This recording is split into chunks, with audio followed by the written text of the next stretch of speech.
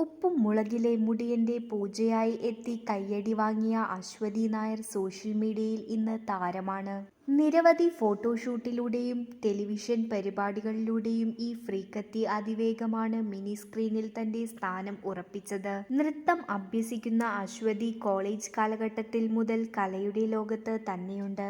പൂജയായി എത്തിയപ്പോൾ മുതലേ അശ്വതിയോട് ക്രഷ് തോന്നിയ ആളുകളുണ്ട്. അപ്പോൾ മുതലേ സിംഗിളാണോ എന്നുള്ള ചോദ്യങ്ങളും ഉയർന്നിരുന്നു. കൊച്ചിയിൽ തന്നെയാണ് അശ്വതി ജനിച്ചു വളർന്നത്. അച്ഛൻ, അമ്മ, ചേച്ചി, ഭർത്താവ് എന്നിവരാണ് അശ്വതിയുടെ ലോകം. ഹരി എന്നാണ് ഭർത്താവിന്റെ പേര്. പ്രണയ വിവാഹമായിരുന്നു അശ്വതിയുടേത്.